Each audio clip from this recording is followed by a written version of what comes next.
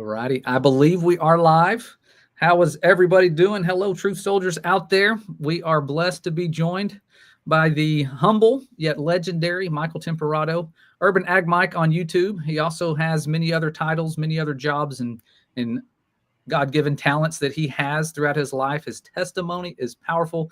I'd love to get into that here, but I think today I want to gear this towards answering your questions because a lot of you are into farming and learning how to farm like me. I have never done that. It's like a dying art. A lot of people are kind of getting away from it and going to the grocery stores, but we have my good brother Michael here. I want to say Mike. There's a lot of Mikes in this community. There's Mikes, Mikeys, and I remember you said your name being picked was like the #1 name back in 1993.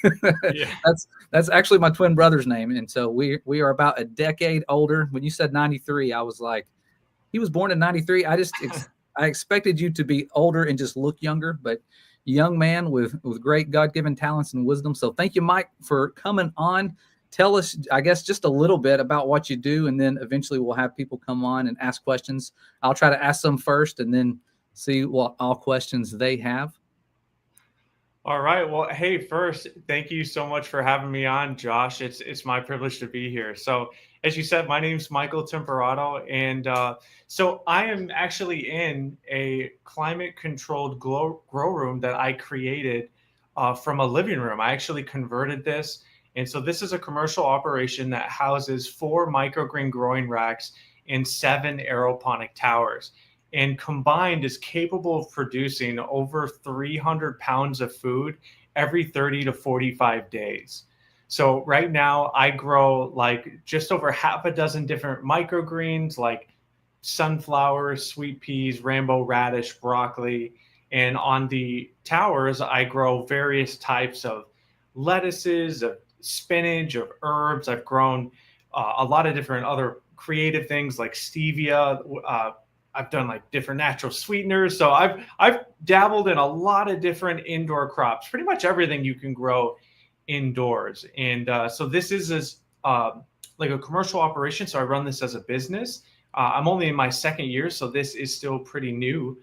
But I have like a passion for growing. I have a YouTube channel named urbanagmike where I talk a lot about my wins, my fails, the challenges of doing it, as well as just why overall I believe in it. You know, I think we live in a world right now that is just dominated by ultra processed foods, which destroy the human body, which I mean, it affects even our mental health just to be fed things that really aren't real food, you know? And so indoor farming for me started as a way for me to start to source some fresh greens right at home. And my family, I mean, we are like the first ones to eat out of everything we grow. Every day I have like a sunflower, banana, and honey smoothie. I love it. You know, the body needs like something like 80 to 90 essential vitamins and minerals. And most of them you can get from growing a variety of different crops. I mean, God designed the body in this amazing way to repair itself, right? To function optimally and, you know, getting rid of fatigue, both mentally and physically, your energy levels, helping you sleep. I mean, you name it. God designed the body to operate a certain way. But when we're not giving the body what it needs, I mean, sickness and disease is a response, right?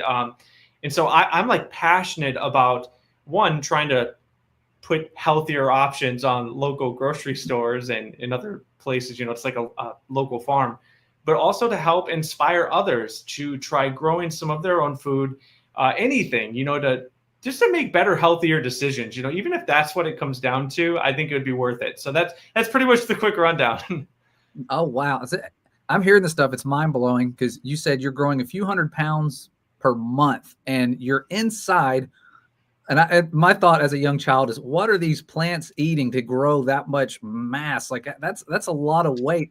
And I'm assuming you know the ingredients, what it takes to grow a plant, right? Because you've done this for a while and you had that farming background. And that it's amazing because we're teaching what the plants eat. You know, that's mysterious because when I was young, I thought that plants ate dirt. And when you look at the ground, the trees aren't sinking down into giant pits. They're eating something. And so by intelligent design, what all ingredients do you need to give them for them to get that big? So most plants need a base of something called nitrogen, phosphorus, and potassium. There are different types of micronutrients that plants need. Honestly, depending on what you're growing, some might like more nitrogen than phosphorus versus others. So those are like the building blocks, the NPT. And so there's different types of fertilizers that you can get, which are pre-made, made for you for all different types of setup, whether you're just watering in soil or in this farm, I'm actually using, so these are, we call them aeroponic towers, but the original patent is actually a hydroponic model. So this is soilless, right? There's no soil. And so what happens is all the water is collected at a basin at the bottom, and a pump turns on 4 minutes every hour, essentially. And it pumps it to the top, it trickles down, and the roots actually suspend in the air. So, and that's where like the air in aeroponics comes from. And this has been proven. I mean, there's so many studies on it that it allows the plant greater oxygen and nutrient absorption. So, I mean, one of the biggest benefits, just to branch off for a second, of like systems like these is that you're not only getting produce that's free of herbicides, pesticides, and preservatives, food that is, hasn't been shipped 1,500 miles, which is a real figure, by the way, on average in Seattle. That's insane. 1,500 miles most produce travels before it gets to a grocery store. But it's actually healthier for you than it would be anyways, because this has its own special nutrient solution that gives the plant everything it needs to thrive. And being indoors, we can manipulate every aspect of this grow environment. So the temperature, the humidity, we can simulate the seasons if we want to bring about particular traits to enhance certain characteristics. So all around, when you have the right nutrients, you have the right environment, plants will just thrive. Absolutely. That is really, really cool. And so you're adding water, and I'm assuming a few 100 pounds of water. A lot of that weight is from the water. They're taking in carbon dioxide as well, obviously, sunlight. Those key ingredients and the nutrients you mentioned, you said phosphorus and nitrogen. And I think why those are significant is plants have to make more of their genetic material, and DNA has phosphorus and nitrogen in it. And so they can't make more genetic material without taking it in. So they get that from the soil. That's why our father had us make the soil rest so it could regain those nutrients from things around it that were, I'm assuming, dying on the soil and replenishing it. So that is really, really spectacular. We had a couple questions. Somebody said, where can you get those things? Where do you get, they're vertical? Are they called vertical grow towers? Yes. So there are a few different types that you can get. I actually recently released a video you can find on my channel where I compared the top 3 towers on the market. So these are by Tower Garden.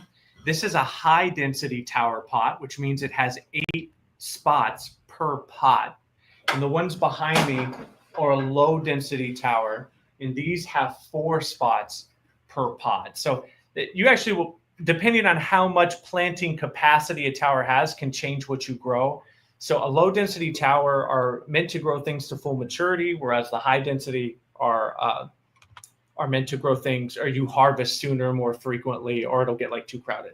So I like Tower Garden a lot. These brands, they're versatile. They do really well. There's been studies that are like a decade long on the degradation of this special type of plastic, and it was virtually 0, which is pretty great. That's one of the biggest benefits, by the way, of buying a tower versus doing it yourself, which can totally work. And I've done many DIY projects, but you do got to think about things like that, like plastic degradation. We want as little microplastics as possible, right? So you can check out that YouTube video. You can find out all 3 of the brands. Tower Garden, Alto Garden is another. They put out a great tower.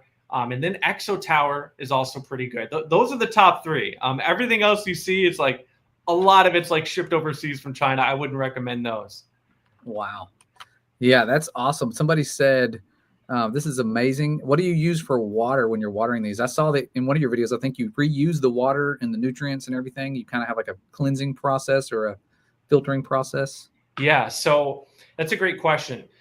So I'm actually first purifying water from the tap with reverse osmosis. Okay, man, who knows what is in that tap water, right? I'm one of those people that, listen, if you can, I picked up one for my family. I think it was like $150, which, that's a ticket. But I mean, it's been amazing. Okay. And I got like a TDS meter. You can measure what's in it. So, oh yeah, I strip everything out of the water to try and make it as pure as possible. And then from there, I'll actually remineralize the water with different nutrient solutions as well as sea minerals.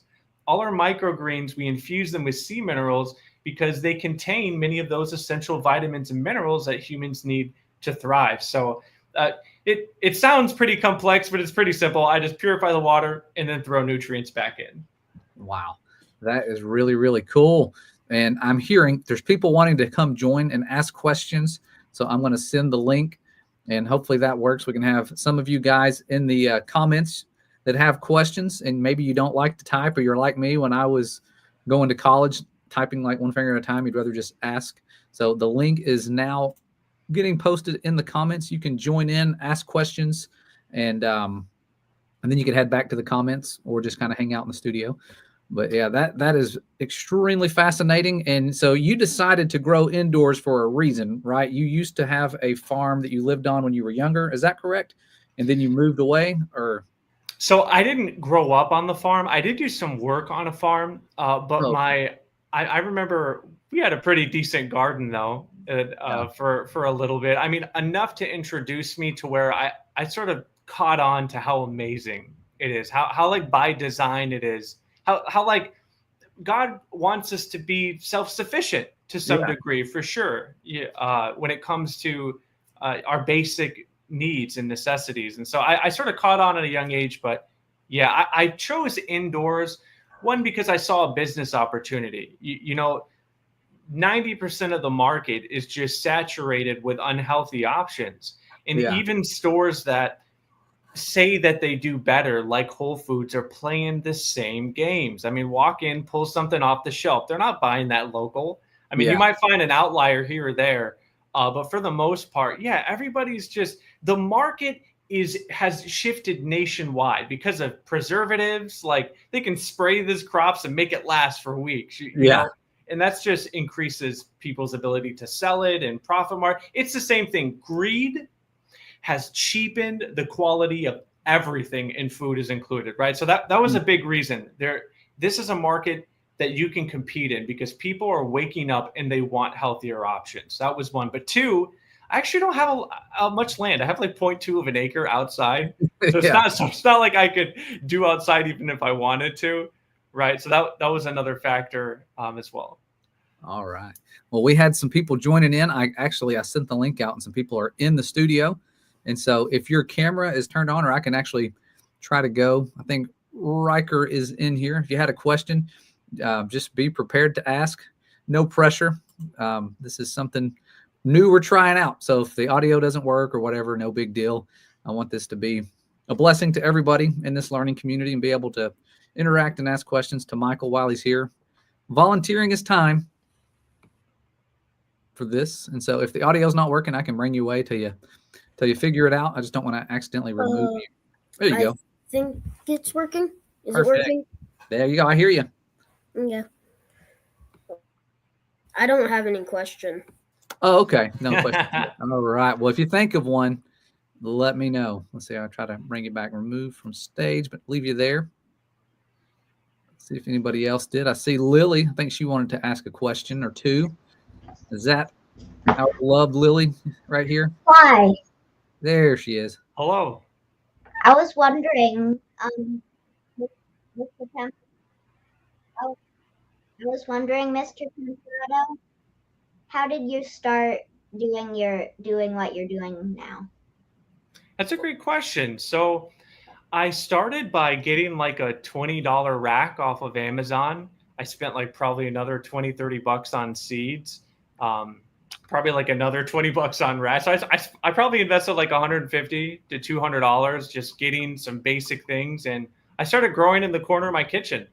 I just started growing microgreens, wanted to see if I would like it or not. And I obviously wanted to eat a lot of it too and try it out. And then I just fell in love with it. It's amazing. And so you actually cleaned out like a living room area. I've seen the pictures I was going through on Facebook. You actually had like a legit living room that you just clean slated it and just built all this in there, right? So now you're sitting like in a living room that's been transformed. Yes. Yeah. So I have another video on my channel called How to Build an Indoor Farm, and I show you the whole process. It's just like you said, it was a blank living room, and I came in, and there's just a few things you do to try and create an optimal grow environment. You don't really have to go that crazy. Again, I just started in my kitchen with a simple rack. I got some basic lights, and loved it. You know, it was a great experience. So yeah, this room, you know what? I probably could kind of pull up. Maybe you could pan out. So this is 165 square feet right here, this room that I'm in.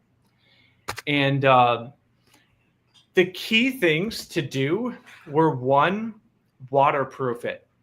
So I started by laying down a layer of plastic, a layer of waterproof Mylar. I also did the same thing to the walls. I'm watering in here. I have water in here. Even just spilling a little bit, let alone having a leak, I wanted to waterproof it. So I did that. Then it's really just about getting like racks. I have these racks here that I have the microgreens on. And in fact, why don't I go ahead and just pull one of these off? So this is a tray of sunflowers. Sunflower, probably one of my favorite crops on earth. So there's so many awesome things you could say about this plant that God designed. Number one, sunflowers are completely edible. The seeds, the stems, the leaves. When they get really, really big, you could even take the stalks and repurpose them into fibers and creating all sorts of stuff. Sunflowers are also phytoremediators, which means that they essentially pull toxins right out the ground and purify them, purify the soil, while also growing an amazing plant. So I have like a smoothie with these every day. Here's some sunflowers. I'll pull off one more, show you this. This is a tray of Rambo radish. You know, an interesting thing about microgreens is that most of them are packed with the active essential vitamins and minerals at an exponential factor compared to their mature counterparts. So for example, Rambo radish microgreens probably contain like 20 to 30 times more vitamin C than full grown radish. I mean, in just every other one you can think of, red cabbage, that's another one off the charts.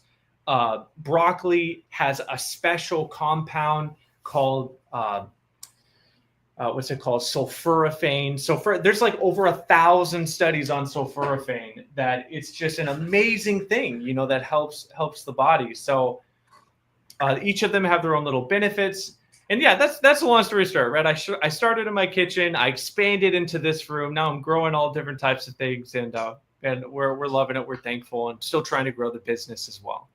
That's awesome. I'm going to bring on a couple more, see how many it lets me do. See if you guys have any questions. That is, I believe, Judah. I just added. You guys have questions? There you are. Do you have any questions for Mr. Yeah, so I was wondering, like, what's the difference between a vegetable that's hard to grow and one that's easy to grow, or if there's like any differences between them in that way? That's a good question. So there are a few things you have to keep in mind depending on what your target crops are. So types like broccoli, Rambo radish that I just showed you, those are fairly easy to grow. You could pick up just about any soil, any medium, and you could grow it fairly easy. However, other types like, say, bull's blood beets, sweet peas can also be difficult. So I could give you just a few general tips that helps you know exactly what to expect. So ProMix is one of the most popular growing mediums. That's going to work for most microgreens. If you get yourself a ProMix, you could grow just about anything in there. That said, types like sweet peas or sunflowers, may prefer a coconut coir. That's another popular medium grow, coconut coir. So that's like the long story short. Pro Mix is pretty safe. You could grow pretty much anything you want. Coconut coir may favor other crops. Nice. Okay, so like the growing process isn't really different. It's more just about like the soil that you use. Yes, there's a few different things that can change how you do it. So I do something called blackout, which is where after a certain period, you know what? I actually have a tray in blackout. Watch this. I'll show you. One moment. Oh, this is cool. Yeah, you could sit and binge watch his videos. The stuff he breaks things down really well and gives really good tips, like in very concise little videos where it's just like point blank to the point.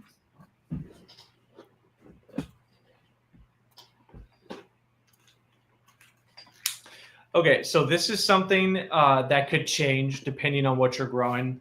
So I put, after I germinate a tray, I will put a tray on top called blackout for roughly 2 days. And after blackout, you're simply just pulling it off and you are revealing the new sprouts. And this will go under the light and I'll give it a water. So little details like that, right? Some types may like it a little bit longer than blackout. A lot of it honestly depends on you. Blackout has also been shown to make certain varieties sweeter. Being in the dark, they can produce more sugars. So, I mean, beyond that, no, it's pretty much fairly the same. You know, you're spreading seed. You are saturating your medium once a day. And I also weight them, which tangles them. That's another reason why I do blackout. I should probably say that. I'll put this tray on top like that because it just lets them stretch out. They'll stretch out. They'll look back out for the light. It just makes it easier to harvest them later. It can also increase the weight doing it. So I hope that answers your question. Like there's little things, but for the most part, it's the same. Yeah, it does. Thank you. Solo layout. There you go. See if anybody else had any questions down there. I think we had Hannah join in, or Denham was here first. Let's see if you had any questions. If you don't have any questions, just let me know and I can bring you back down. All right. Hello. No audio. Okay, let me see. Move from stage. I'll just keep rotating people on. I have a question. Go ahead, Lily. I was about to see if you did. What's going on, Lily? Let me My know. question is that it's not letting my grandma in to get in. 3, 6, 9. Oh, we may have reached a limit then. Usually it lets us do up to 10 people. That might be the problem. Let's see. Into the chat. Oh, into the chat. Oh, it's not letting her into the chat. Okay. Like into the one where you can put your questions on. Oh, okay. It should. That is weird. That is an odd technical difficulty. Sorry about that. Maybe it's sometimes you can click something now. YouTube's rearranged it to where the chat will just like disappear and you can't find it. I've had that happen. Hey, no issue. Yeah. Other than that, you can probably take my thing down. All righty. Well, thanks for asking good questions. Thank you. Did you have anything else, Judah? Is that good? Yeah, this one is more just like for fun. But I was wondering, like, what's like the largest like vegetable, or what's the largest thing you can grow, or like people would be surprised that you can make it indoors?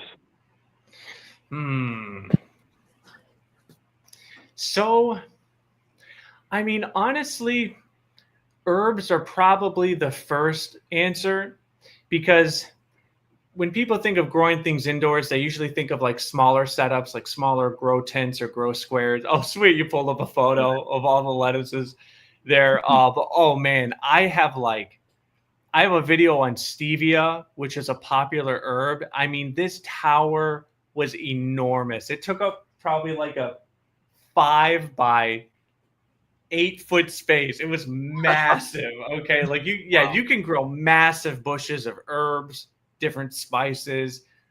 He's showing on screen heads of lettuce. I've grown massive heads of lettuce. I've grown heads of cabbage. Cabbage takes longer, but you can grow massive things. These towers, I grow them indoors, but you could use them outdoors and people's stuff. Oh yeah, for this Facebook post. Despite the fact it looked like I just pulled this out of field, this is a superfood changing people's lives. This is wheatgrass. That's wheatgrass. Yeah, See, man, wheatgrass. that blows my mind because I've always mowing the yard. I'm like, why don't we have something you can eat instead of grass that we mow and we can't eat it? And when you showed that, I was like, can you use wheatgrass in your yard? And then when there's like we're food shortage, you could just go and make smoothies out of your grass. Like, is it that easy? Like, is that a possibility? That's so funny you say that. I've never thought of that, right? Like, yeah, what if you plant? I've seen people like plant their front yard with like clover and stuff, but not wheatgrass. I wonder how much it costs. That's a great idea. I like that. Yeah, start small. Just like have you grow like you could sell those as like sod, and people could just like checker their lawn out throughout the summer until eventually they're really just not mowing but harvesting. And I mean, that's like, it seems like the right thing to do. Yeah, for sure. So I'll also say, Judah, I have seen people. So I have not. Y'all will, and I will soon. For YouTube, but I have seen a lot of people do tomatoes, peppers indoors on these towers. So it's pretty cool. It's pretty cool. Good question. Also, Denim said that their mic is working, so they might want to ask a question now. All righty. We'll add Denim. We got Riker. I think you have a question, Riker. Was it you in the chat saying you had a question? Yeah. Do you grow any fruit in your garden? So I actually have. I'm not right now. So the only reason my towers aren't set up behind me here to my right is because every basically 2 grow cycles, I take everything down and clean them. So it's just, this meeting just happened. You can still see the towers here, but yeah, I'll grow strawberries. I've brought in blueberry bushes, raspberry bushes. They all haven't done equally as good as others. Something that you have to think about is pollination, right? Because many of these fruits need to be pollinated. Blueberry bushes I found extremely difficult to hand pollinate, whereas strawberries were very easy. I had a strawberry planter hanging right here that I pulled probably 30, 40 strawberries off. I mean, it was just this tiny planter. I just hung it. So yeah, so keeping in mind things like pollination, as long as you do that, yeah, you can grow them indoors, and I've done it. Nice. Good question. And did Denim have a question? Yeah. What is your most successful and favorite thing to grow indoors? Great question. So my best crops, well, it's really one of my best things is a product, I would say, and then I'll tell you about the crop. So I have a product called a confetti box, which has 4 different types of microgreens. I have sweet peas, sunflowers, rainbow radish, and broccoli. Those 4 microgreens are essentially the best sellers because they sell well as a group. If people want to try microgreens, or they have a meal where they want to get have fun with, like using garnishes and stuff, the confetti box is good. So I sell a bunch of those. Now, after that, if I had to pick specific crops, honestly, I'd say broccoli's at the top of the list because many people eat broccoli. It sounds familiar to them, so they can sort of comprehend mixing a broccoli microgreen in with things that they already eat, right? So broccoli's a big one for sure. Sweet peas I find popular with restaurants. Restaurants like sweet peas. They're like big. They have tendrils. In fact, I have it over there. I'll go ahead and pull it. Look at this tray of sweet peas.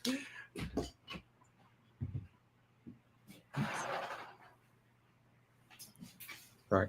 I'm randomly shuffling people in. So if you come in and you don't want to be in, you can just leave the stage. Sorry. Look how massive this tray of sweet peas is. I could see how that adds up to a few hundred pounds a month with different foods. Wow. Massive. I would not think looking that way. So yeah, depending on the taste, on the actually how it physically is, if they're long, if they're thin, if they're more rainbow radish is more of like a spicier microgreen. They all have different purposes, so they're popular for different reasons. But yeah, that's I think that would probably say it. Confetti box is the best, followed by broccoli, sweet peas, radish. like that. Awesome. It's a cool And I name. eat a ton of sunflowers too. No wonder you look so young and stay so healthy and vibrant. I need to gotta start doing this. It's motivational. I need the energy. All right. So anybody else have a question? I think Lily said she had a question. Yeah, I was wondering, Mr. Temperato, if you have any suggestions on how to grow better strawberries. Okay, so the easiest way is going to be to go to your local garden shop and pick up a starter. So that is a big thing. You could find it pretty much any local garden shop is going to be a little starter plant of a strawberry. And it's what they do is they just start a bunch of plants and make it easier for you to transplant it for yourself. So that would be the easiest way. Just go there, pick up a few for like $6. You could probably get 3 plants, and then you could repot them or just bring them back in and do it that way. So that's the easiest way. Okay. The second way would be to actually buy strawberry seeds, germinate them, and plant them yourself. So that's a little bit more trickier, another step. But that you could also do that. You just have to obviously know about germination, right? But most seeds like to germinate in a moist environment, right? You see people putting them in bags or shoving them in a drawer, keeping them a few days. Then you put them in the soil. You learn those basics and you could grow strawberries and pretty much anything else. Now, in terms of specifically strawberries, the crop, I actually pollinated them with a paintbrush. That's a cool tip I could give you. When you see the flower head come in, you just take a paintbrush, you just go it around. I did it with all the heads. On my channel, you can see some of the videos where I just like go through and do it. And that helped a lot. Got a bunch of nice strawberries from that. Neat, because we have the plants, just usually they flower and then I don't notice the fruit. Maybe that's because the pill bugs eat them. Oh, yeah. Everything with it could be that too. You know, that is one benefit from growing indoors too, is that if you do it right, you don't have to deal with many pests. Sometimes you can introduce pests when you bring in things from the outside, so you do got to be careful. But yeah, that's a plus as well. No bugs. That's awesome. Because that's a hard part, getting rid of the pest without using the chemicals. That's why I like what you're doing is you're not spraying things, dousing them with chemicals. And my wife has been really good at making sure we get the things that don't use pesticides. And me, I grew up, it was always you get the cheapest thing you could get. And usually it's the most heavily sprayed things you can imagine. And that's why they started genetically modifying food in the first place, was so that it wouldn't die when sprayed with poison. And so GMOs are very, very, very huge because of that. And so it says someone is trying to, studio is full. Sorry, if you're trying to enter and it's not letting you, studio is full. If you didn't have any more questions and you wanted to leave to free up space, you can. But if not, you want to stay around, please do. I can hop out. Okay. I'll let you know if I have. I'm not trying to kick anyone out. I'm just saying if you have another question. Always feel free to come and go. We can do like the revolving door here. I have another question. All right, go ahead. Do you grow in seasons? So if you mean, do I grow seasonal crops? The answer would technically be no. What I'm growing in here, I can grow year round. Wow. Which is nice for sure. And I can see it how during the winter, it's harder for people to source healthier greens local. And so business can pick up during the winter. Okay, thank you. Yeah, no problem. Thanks for the question. All right, we got new people joining in as it lets them join in. This is amazing. I think we're all learning too much. My head's going to explode. We got to slow down, guys. We got Eli and Rosalie. You can take me off the stage if you want. Okay. Thanks for the questions, Denham. Appreciate it. Here we go. Let's see who else hasn't had a chance to ask. We got Landon. He's the master of good questions. Okay, there you go. StreamYard asking me to upgrade again. I've already upgraded once. Go away. I know, right? They're always always out of my upgrade. It's popping up like you can have more people. Yeah. No thanks. I don't want to pay $400, whatever they're Right. asking. Right. All right. You guys, if you don't have questions, I'll just cycle you in, bring you out, see if we can have somebody else come in. Some people, it's not letting me bring in. I don't know why you're there, but like when I click on you, it says it's not working for some reason. And there's Jackson. Do you have a question, Jackson? I was wondering if you could like grow other things. If I was I- wondering if you could like grow other things like carrots. Like pears, like fruit pears? No, carrots. Oh, carrots. Excuse me. Sorry, I wasn't sure. So you could grow carrots indoors. You know, I'm friends with a bunch of other channels on YouTube that also do indoor farming, and I've seen people grow some pretty, good carrots indoors. Thing you got to think about here is that some crops do take a long time to grow. So the microgreens I've been showing you, these are from planting to harvest. It's only like 2 weeks, and for the lettuces, it's roughly around 28 days. So that's usually the window of crops that are profitable to grow as a business indoors.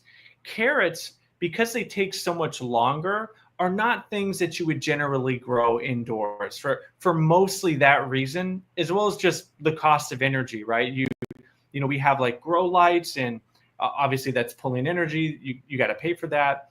And so you want crops that you can grow, harvest, and either eat or sell quickly, if that makes sense. Okay. That's a great question. Nice. Good question. I'm going to, if you want me to remove you from the stage, just let me know. I'll be like, hey, can you take me down? And I will. So I'll go ahead. You can take me out. All righty. So remove, and then let's see.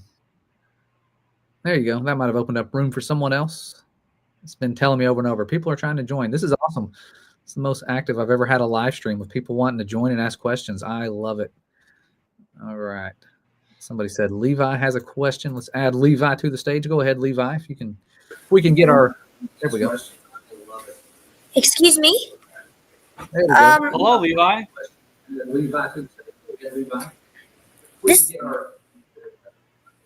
This was actually from earlier, but what does wheatgrass taste like? So wheatgrass, it's a very earthy taste. It does sort of have a taste like grass, especially after you harvest it. It will remind you of like cutting grass in the yard. It's not, people don't necessarily like the taste of wheatgrass. To me, it's not that bad after you drink it for a while. I like barley grass a little bit better. Barley grass a little bit sweeter. You typically juice grass, and some people will mix that in with smoothies or other shakes, or they'll put it into shots and they'll take shots. But yeah, I'd say it tastes very earthy. It tastes kind of like you would picture grass to taste. Oh, wow. But you got to train your brain to like stuff like that, right? So too often we train ourselves to want unhealthy things. Granted, we do have preferences, right?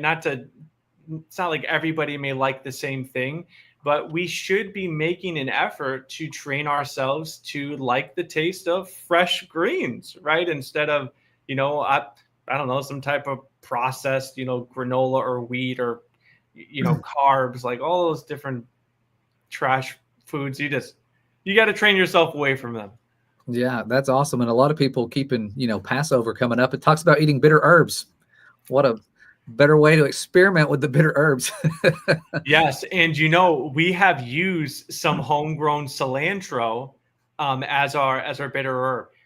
And parsley. I've done both, actually. I've used both. Oh, that's cool. Yeah, it just, I actually didn't even realize it. Usually we'd go and we'd buy something to use as the bitter herb. And last year, I was growing both. I'm like, wait a second. We can use our own crop for this. That's pretty cool.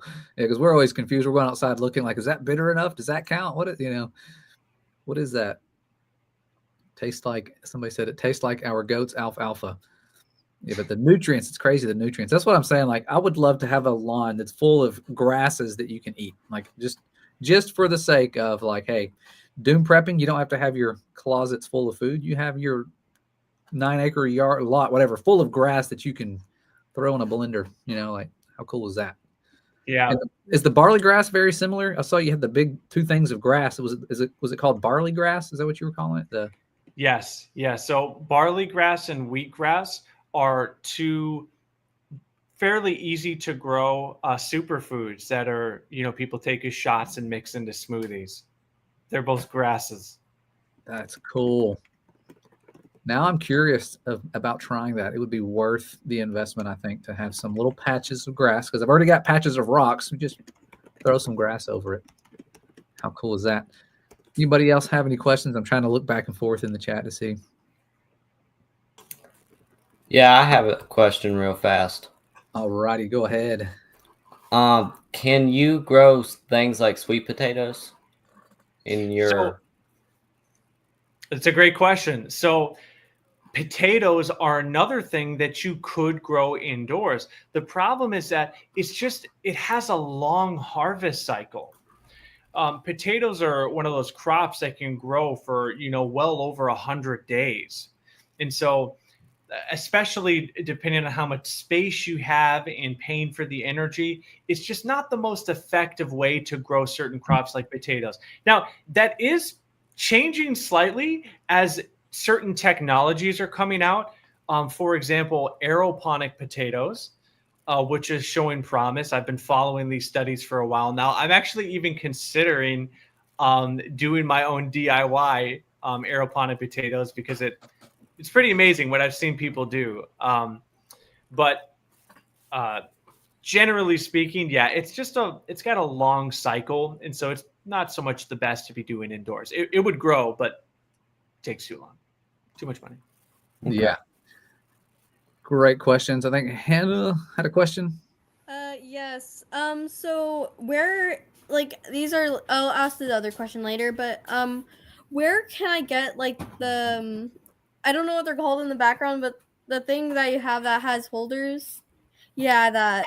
So if you go to my YouTube channel, urbanagmike, I have a video where I test 3 different popular tower models. So this is a tower garden. I got 2 different versions of their tower. These are the low density pots. And then I also have their high density pots here. But there are also other brands that you could do as well, such as Alto Garden, which comes in cheaper than a tower garden, as well as an Exo Tower, which comes in even cheaper than both of them.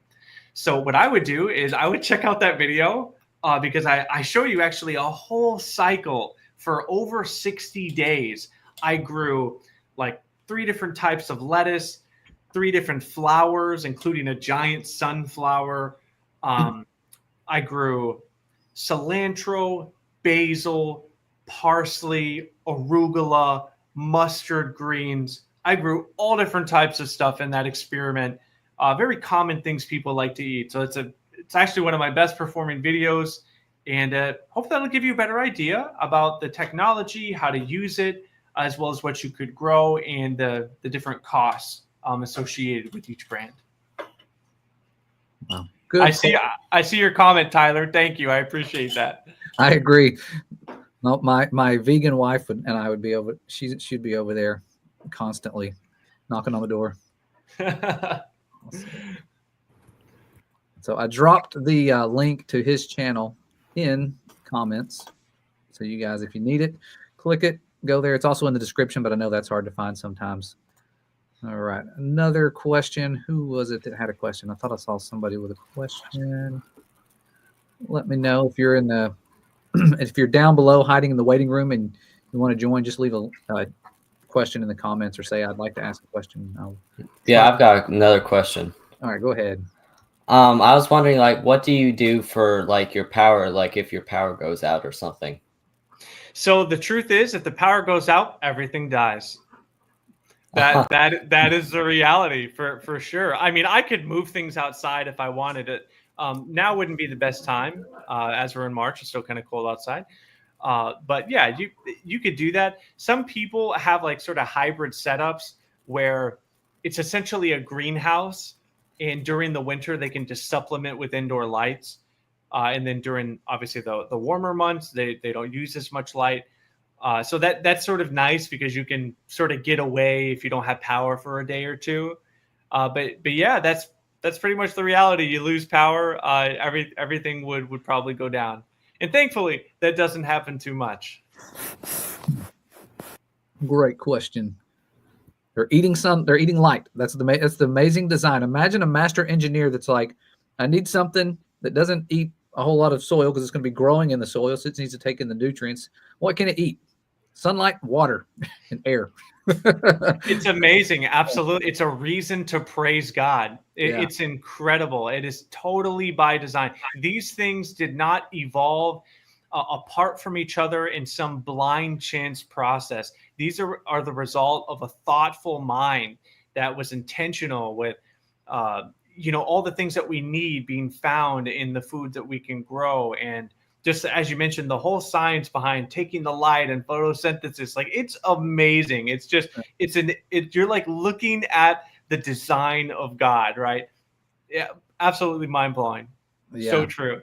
And we think of it this way too, with this experience going back to Genesis, when he made plants, there was no sun in existence yet. His light, kind of like we had the breath of life, plants had the light of life, is the way I like to look at it. Getting that first light that powered their system from the Most High, right there at creation. I think, to me, that's just wonderful because he knew his creation, us, his people coming up, we're going to need what they make. They make exactly what we need. We also make what they need. So that breath of life had to be there in some fashion for plants because they needed something. They couldn't just take in oxygen. They needed carbon dioxide. So I think it's fascinating that he was there at day 3 doing that. And then, of course, day 4, then he makes the lights, making that little closed grow system like you have there. And so that's why, with our experience, we're doing that on a very small scale. And it's hard. We're finding out there's so much you have to balance with life and greenhouses. And even you've probably heard of the Biosphere 2 project where they put people in this big biodome and like they started running out of oxygen because we are not like our creator. We can't make things exactly like he does. Yeah. But it's cool to see you using very similar setups to grow things like this. This is really impressive stuff. And let's see if we have any more questions. Tyler said you need a solar generator. Yeah, that would be amazing. Absolutely, to do solar. That would do it. I also like geothermal. I think is promising. Good idea. I was wondering, do you keep your grow room or whatever, do you keep it closed? And do you have any problems with it being closed, like in Biosphere 2? Great question. So the proper way to do an indoor grow room is to have a way for fresh air to come in and out. So I have a different cooling unit that also could double as a dehumidifier because sometimes you have to control the environment. So I keep this room at roughly 70 degrees temperature, usually no more, higher than that, and the humidity between 40 and 60%. So I'll be adjusting how much air I'm letting in. I have my door, I'm looking at it right here on the way out. This can be sealed. So fresh air in, fresh air out, balancing the optimal range for whatever you're growing. So what I'm growing, the 70 is like the sweet spot. These crops they just love it. Like 40, 50% humidity, they just thrive. And I'll adjust things to keep it within that range. Great question. That is cool. So Also, you're like a meteorologist. one more. Go ahead. Can you grow like even tropical things in your grow room, like pineapples? Yeah, another good question. So the answer is yes. You technically could. So here's what you got to keep in mind. Because we're indoors, you just have the challenges of trying to maintain that optimal range. So for a larger room, it's going to be harder to control that. But on a smaller space, it's easier. In fact, some people get grow tents, which may only be 4 by 4 feet, 4 feet wide, 4 feet tall.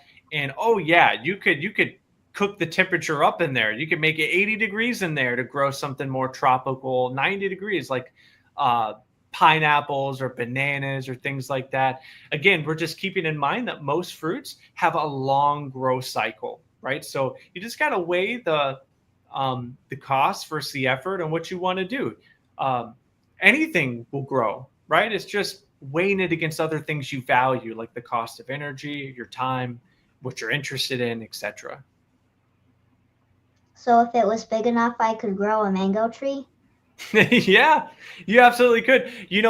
Some of the people that I watch on YouTube, they have some pretty amazing greenhouses that you would be blown away at what they're able to do. I've seen banana trees, like massive trees in indoor spaces. They grow them year round, right through the winter. It's amazing. Those are hybrid models where they can also let in sunlight from the top, which helps. But yeah, absolutely. Any type of indoor environment, you totally can. Sort of like Josh mentioned, folks, the chances are we live in a giant terrarium. Okay. Like all we're doing is just making that on a smaller level, right? It's pretty much all it is. So if it's bigger, it's harder to control, but the smaller you get, it's easier to get those temperatures up to try some tropical things. Awesome. I just now discovered the private chat's been going live here. I was like, what is this? Oh, and then I realized people were asking questions from there. So I'm just now seeing that. Looks like Eli and Rosalie had a question. They said, have you seen, because their audio for some reason isn't working, have you seen the leaf box? Excuse me? Oh, there you go. Sorry. Is that you? Go ahead, Levi. Who was I hearing? Heard somebody.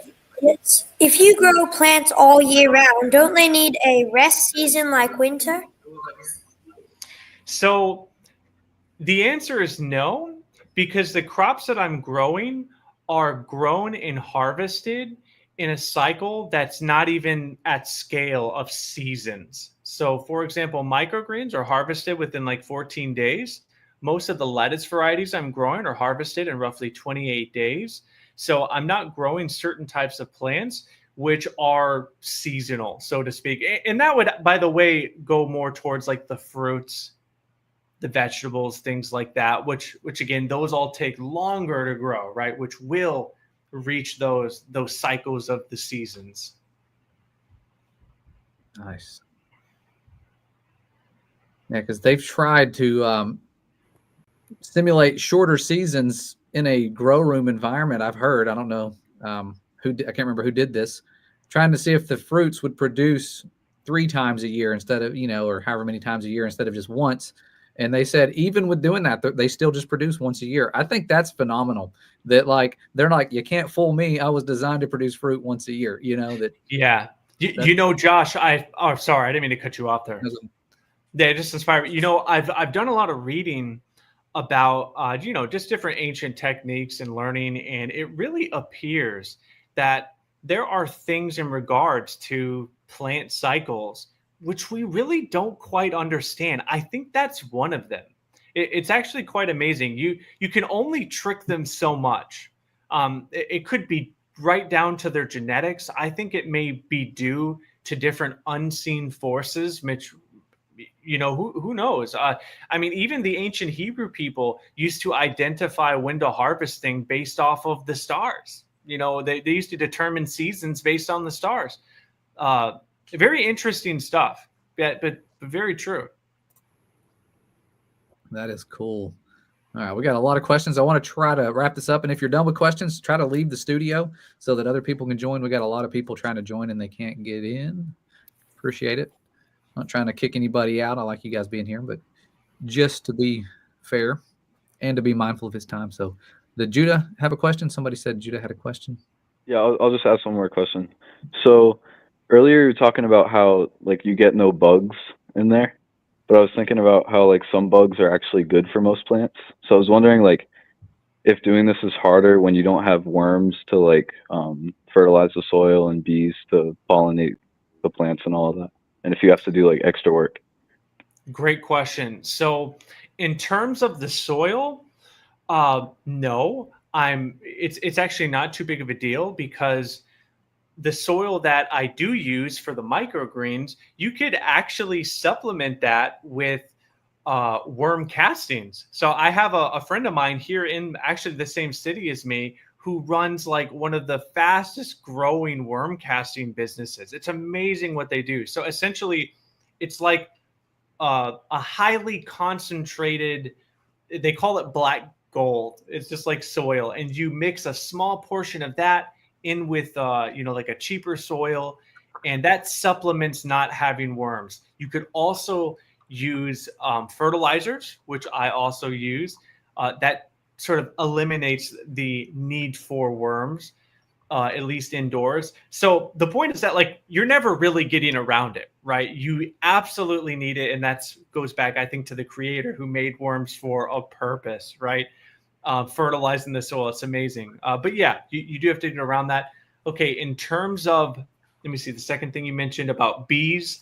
So that is only for types of fruit where you need pollination. So that's the bees, they go to say one flower, they get some of like the pollen on them, then they go to another flower, and that's called cross pollination. And that's how essentially it's like the male and the female part of the plant, they mix, and then you get your fruit. So if I were growing fruit like strawberries, you just do it manually. Pretty much. I like wouldn't introduce bees into the room. I mean, you could try, right?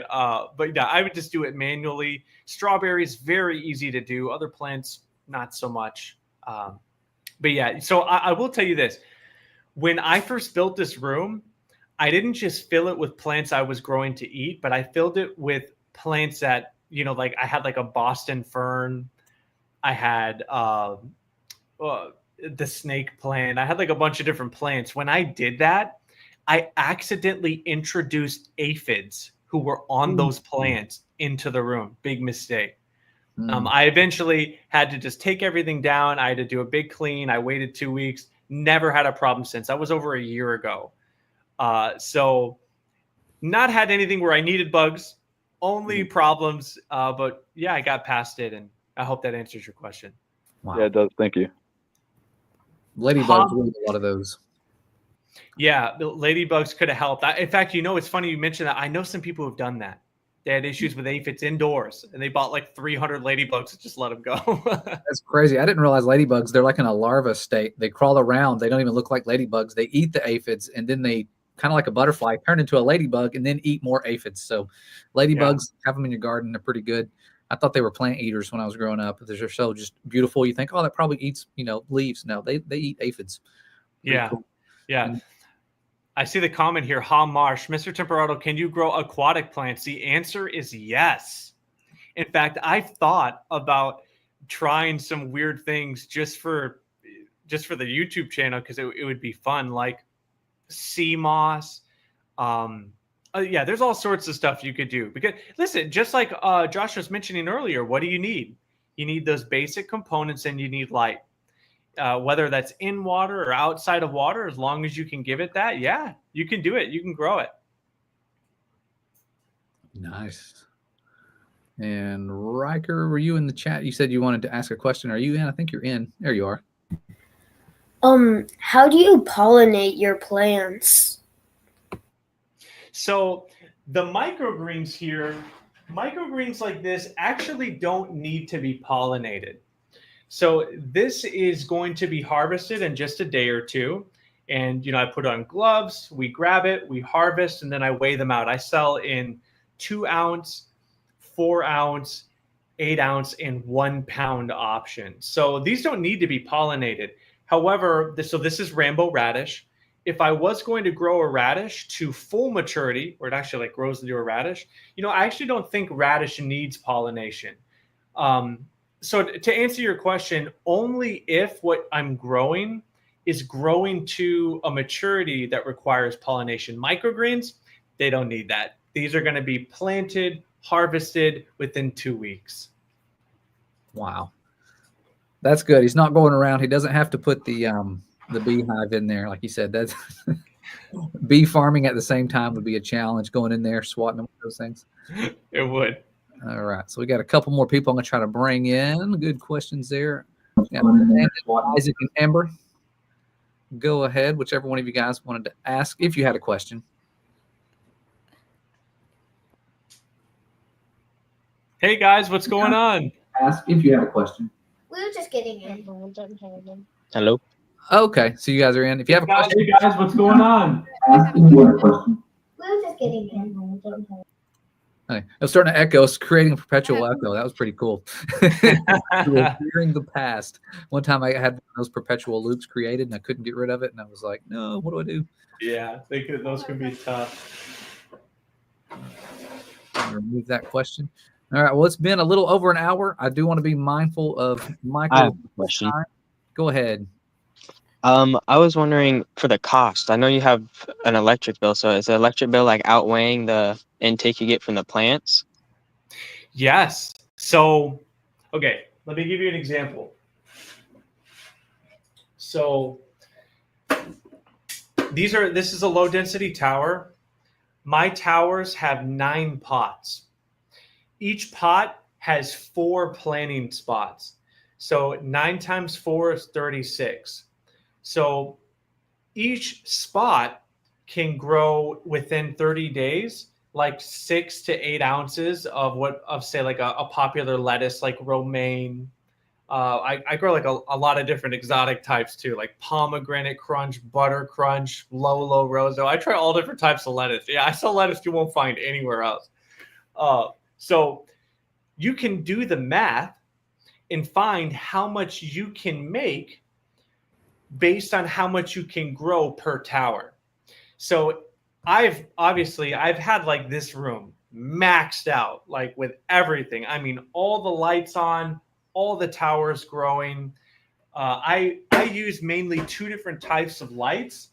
Over here on the racks, these are Barina T8 full spectrum grow lights. When I first bought these, it was like $100 for a pack of 6. Now they're like $60, which is amazing. I was like, man, where was that when I first started? Above here, those are Besfa BP Pro 4000s. Those are, I think, like $140, $150. If I was running those on full power for a month, my bill never exceeded like $400. So what that means, and so I'm in New York. New York has high energy costs. We're like one of the highest throughout the United States. So essentially, I would have to sell 1 to 2 towers to pay the energy. I had 7 towers. In fact, when I started, I had 10. So you could just do the math, right, of how much you're going to make per tower. And that's not including the microgreen racks.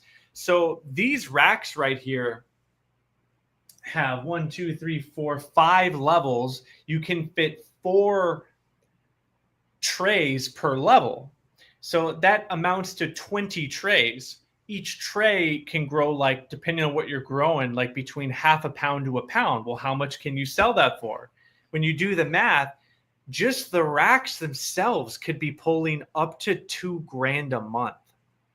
So I'm still very new. I'm still acquiring customers. So I mean, I'm still doing that just at a smaller margin. So yes, it is profitable. That's another reason why I also saw such an opportunity in it. Because it's like, wow, not only do people need healthier options, but I think I found a way where I can do it where it's extremely cost effective, right? And so hope that answers your question. It's a great question. Yeah, thank you a lot. I have a question. What's going on? Where do you get your seeds to plant them? Because I think it would be mostly helpful to do that, because the ones we got when we were trying to plant ours, from the store, they just didn't work. And since we're in Florida, it's really hard to like plant them. Okay, so I get most of my seeds from 2 places. That's johnnyseeds.com and True Leaf Market.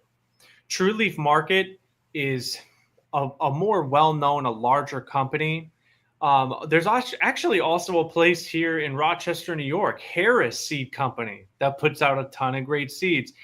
So that's where I get mine from. But here's something to keep in mind. So what you're going to find at like most grocery stores are seeds that have, like everything else, their quality's been cheapened for the sake of cost. So the best way to ensure you have a good growing experience is to buy like organic, non-GMO seeds. If you do that, it will cost extra, usually not much. But if you buy a better seed from a more reputable supplier, yeah, it'll always do better. And truthfully, I mean, there's many reasons why you wouldn't want something like genetically modified anyways. Yeah, but it's also weird because we did get non-GMO organic seeds at the store that was supposed to be organic, and I'm not even believing that at this point. What were they? What kind of seeds were they? Mostly my mom got like a ton of like fruit seeds, like watermelon, strawberry, and then she also got lettuce and stuff. But then I didn't really get anything and just just followed her around. But I don't know. Like she said, she was getting organic, non-GMO. And it also said that when we are done shopping on like the receipt, but I'm not sure because we got them at we got them like at least in 2024, some not very far in 2024, at least close to 2025 for now. But yeah. Well, so a few things to keep in mind. First, even if they are organic and non-GMO, it is possible you got a bad batch. That could always happen. Not every seed will germinate. The second thing to keep in mind, which could likely be the issue, is that types like lettuce are pretty easy to get to germinate, but when you get into like the fruit seeds, your watermelons, it can be a little bit more difficult. What I do is I actually just look up tutorials on YouTube for each specific type that I'm trying to grow. So let me give you an example. So I've had a lot of problem with spinach seeds, even though they're organic and non-GMO. And spinach just happens to be notorious for being hard to germinate. And so there's like all different types of things that you can learn about to make it better. Some people, they do like a freezing session where they put them in the freezer to try and trick them into thinking it's winter. Others say that it has to be pitch black wherever they're germinating. Some people start in moist bags. So depending on what you're growing, there are some best tips and tricks to make sure you get the best result. And that's what I would recommend in the future. If you get some seeds, they're non-GMO, they're organic, do your best to just give them the best environment possible. And I bet you'll get better results. Good question. And Noah, did you have a question? Yes. How do you keep the humidity right in your room? Great question. So I have an AC, an air unit that funnels air into the room. I also have like a window and door. You can always just crack those, let in some fresh air. I have a separate place where the air can leave, which is a door or another window. But I also utilize things like dehumidifiers. On my channel, I give links to the exact tech that I use that I've tried and tested. And one of them is my dehumidifier. Man, this brand dehumidifiers, they're amazing. Okay, they just, it wouldn't be possible to keep it low without them. So little things like that, AC units, dehumidifiers, that's how I get them within the range that I want. You can actually set them, by the way. This one that I got, you can set the percentage. So I'll keep mine at like 45%. So anything above that, it turns on. It'll bring it right back down. Perfect. That's what you want. Dude, that is cool. A little tiny like meteorology controlled environment. Like you're predicting the humidity. We got 45% today, tomorrow, for the rest of the week. Yeah. That is cool. I have no more questions, so I can get out of the stage. So. All righty. Did you have a question, Levi? I have no more questions, so I can get out of the stage. All right. I will remove from the stage. There you go. All right. Well, really good questions. This is the most questions they have ever asked. So the work you're doing, the things you're doing, the life lessons you're giving, as well as being a light to this world, is a great blessing to the truth community. The fact that you're putting these things out there, these tips for free to the world, like these are things you could pay big dollars to go and get a degree and not learn this much. And he puts all this stuff on YouTube for you guys. I mean, for free, literally, like you can go in there and get a degree on how to do this aeroponics stuff by just watching his videos, and he makes them very entertaining. It's not like you're watching him go, this plant is growing. Like, it's entertaining. Like, he's really good at making the videos. And so it makes you want to grow stuff. I mean, that's like, and it's free. And you think about it. It's like, I saw this farming video years ago. It made me laugh. The guy's like, you wake up on a farm, you're already at work. You don't have to drive anywhere. The rooster crows and wakes you up, and you've got, a sheep with wool on it. If you want the wool, there you go. It grows right back, for free. It's like, this stuff is coming out of the ground. Our Father designed a good system, and it was amazing. It's tax-free. It grows out of the ground. The ground's not charging you a tax. It's free. It's tax-free food. It's amazing. It's miraculous. And we take for granted how nice it would be just to have fruit trees and herbs and things growing all the time. Like, I grew up on an old farm. I'm talking, the farmhouse was probably from like the 1700s or 1800s. I mean, this thing was old. I don't want to say 1700s, probably 1800s, but this thing was really old, and the fruit trees there were massive. And you just had something that some past generation had done that just prospered and grew, and they took care of it. And so you had massive pear trees that you could like wrap your arms around that would cover the entire yard. And it's stuff that we can do now for our children, if the return doesn't happen before then. But, having these things, I mean, it's stuff that's going to keep on giving. And so great questions, you guys. If anybody else had a question, let me know. I can bring you on. You can ask in the private chat. I just want to make sure he gets back to his wonderful family and his job. He's got many different talents and jobs, and I think you have your own business as well that you do, and on top of this. And so ministry. So he has a ministry as well. You can look up and find. Constantly a Bible scholar at such a young age. I really wish I was speaking at your young age. I think I was a couple years older than you when the Father said, time to wake up. Time to wake up, look up, see that, I'm close, I'm real, my power to heal is still there. So you're at a good young age to serve with great energy. I appreciate that, Josh, so much. Thank you. Yeah. So, and here's something that I'll say. I don't know while we're waiting or, finishing up here soon, but another thing I want to put out there. So, another reason why I think this is so important, honestly, whether you're growing indoors or outdoors, is that, one of the fastest growing industries is healthcare. And it's so sad as to why. Yeah. Essentially 90% of all disease in America is diet-based. It's induced by someone's diet, which is crazy because it means if people ate different things, their body would give better results.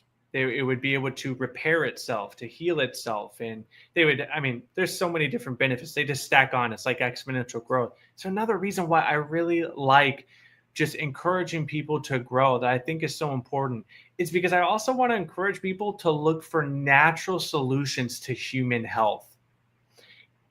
At times in our lives, we do have some issues every now and then. And the question is, how do we go about fixing ourselves, right? While having faith in God, right? To heal us, to restore us. How is that? Food. Food is medicine. Food is fuel. And I want to be a part of that vision, building holistic, natural solutions to human health.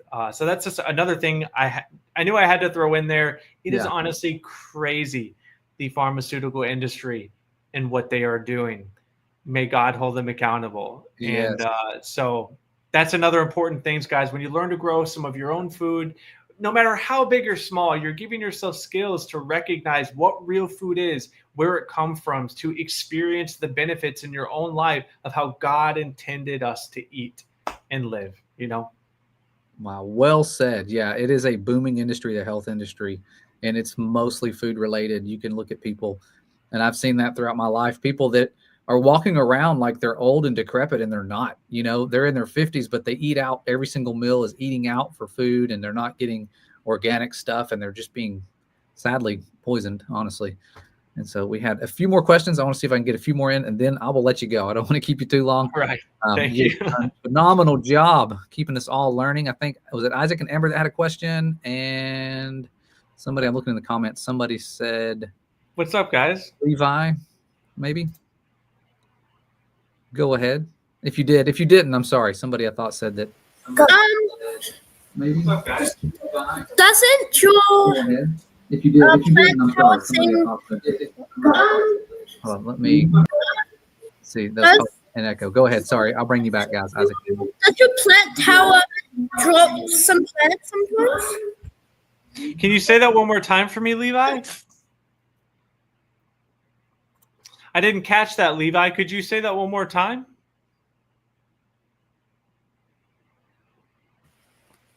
Doesn't your plant tower drop Could plants? you say that one more time?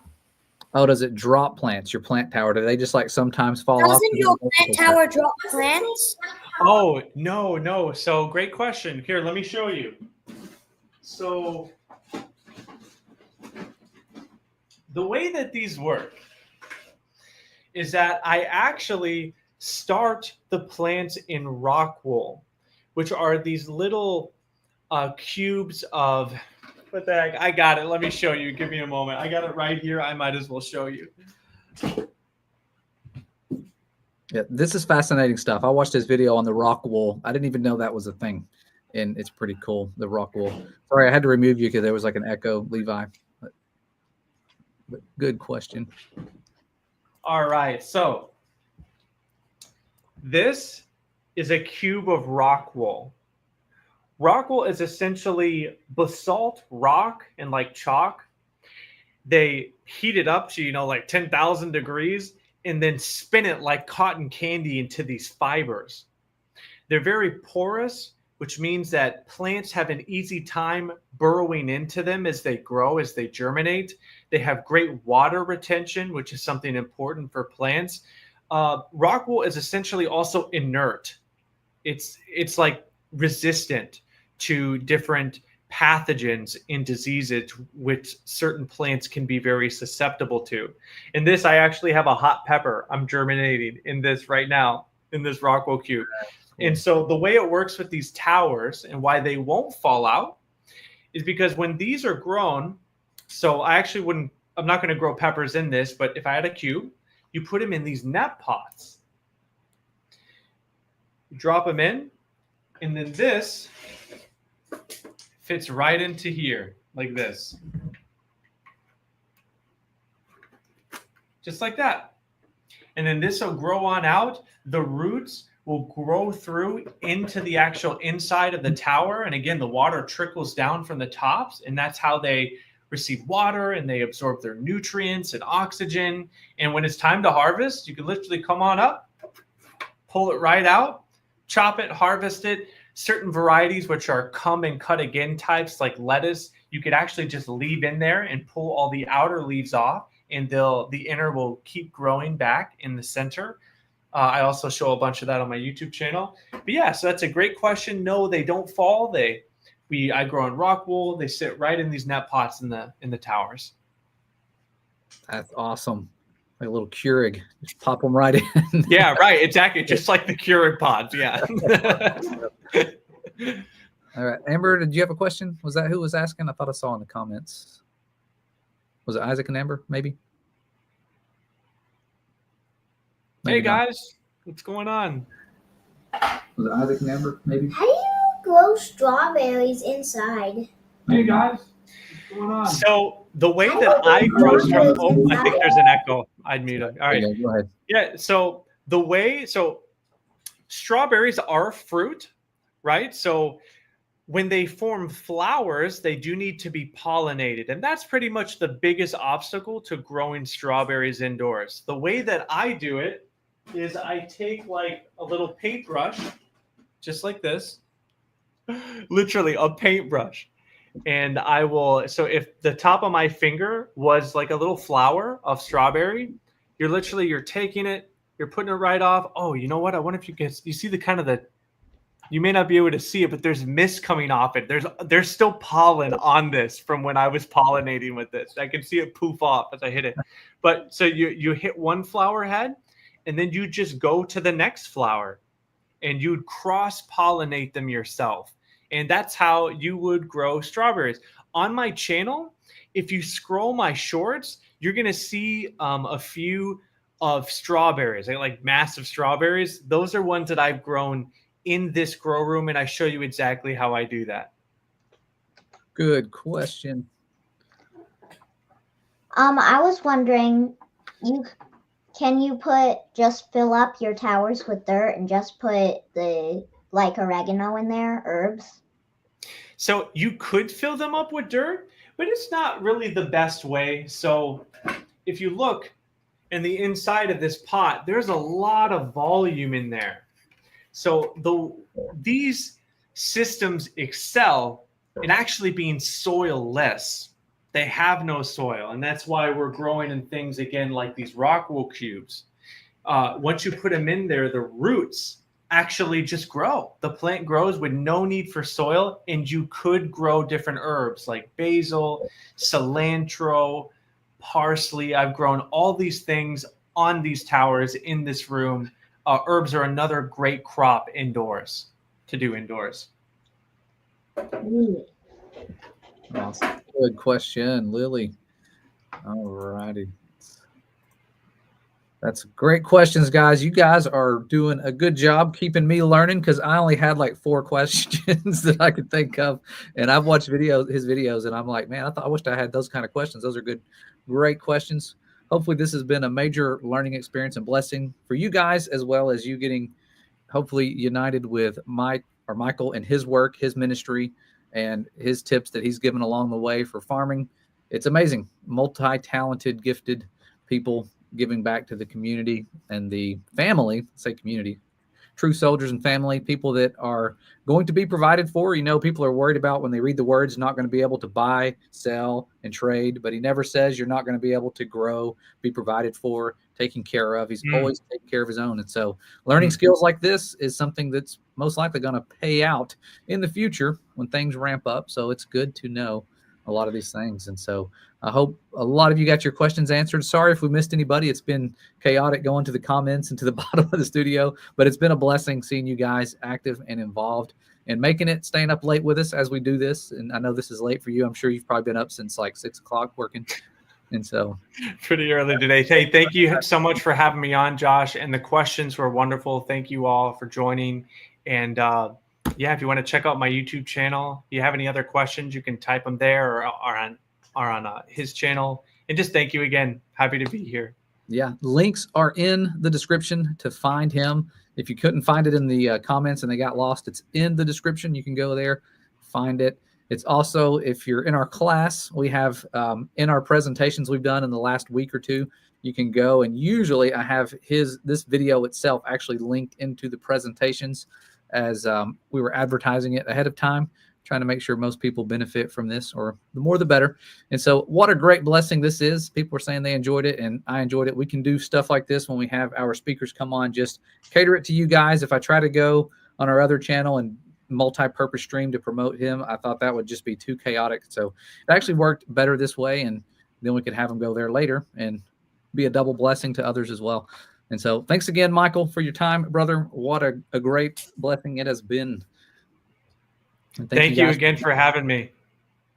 Awesome. All right. Well, we will see you guys next time. Hopefully we'll see you in class next week or tomorrow night, depending if you have the late night sessions. We got people around the world. Homeschool's banned in a lot of places in the world, but the places it's not, we have people joining us. So thank you guys for being awesome. We'll see you next time.